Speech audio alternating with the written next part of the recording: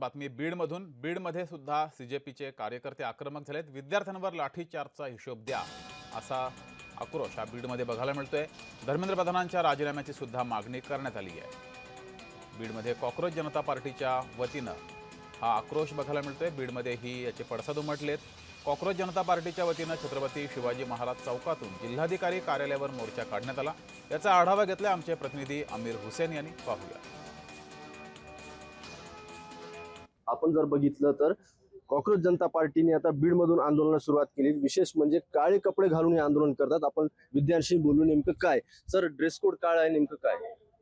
गेल्या जंतर मंतर काही दिवसापूर्वी विद्यार्थ्यांवर जो हल्ला झालाय या सरकारचा निषेध करण्यासाठी आम्ही आज काळ्या ड्रेस माध्यमातून हा निषेध व्यक्त करत आहे। नेमकं ताई तुम्ही पण आंदोलन मध्ये आलात, त्या ठिकाणी अनेक महिलांवर अत्याचार झाले, हत्या मारण्यात आलेले आहे, नेमकं काय म्हणणार तुम्ही?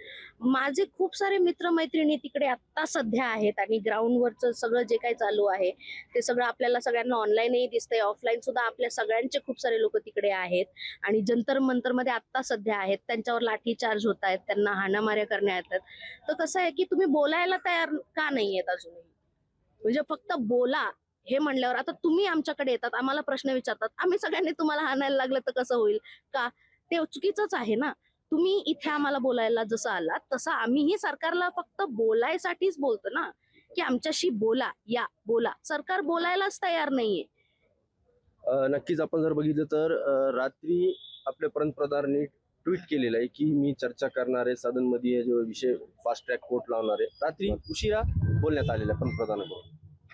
पण जी मागणी आमची विद्यार्थ्याची आहे की जे शिक्षण मंत्री आहेत देशाचे, त्यांनी ही जबाबदारी स्वीकारून त्यांनी राजीनामा द्यायला पाहिजे। कुठेतरी शैक्षणिक विषय त्यांच्या जबाबदारीचा आहे ना, त्यांनी राजीनामा द्यायला ही आमची प्रमुख मागणी आहे। राजीनामा घेतल्याशिवाय माघार हटणार नाही।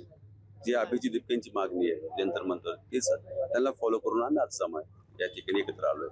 आमिर हुसेन, जय महाराष्ट्र, बीड।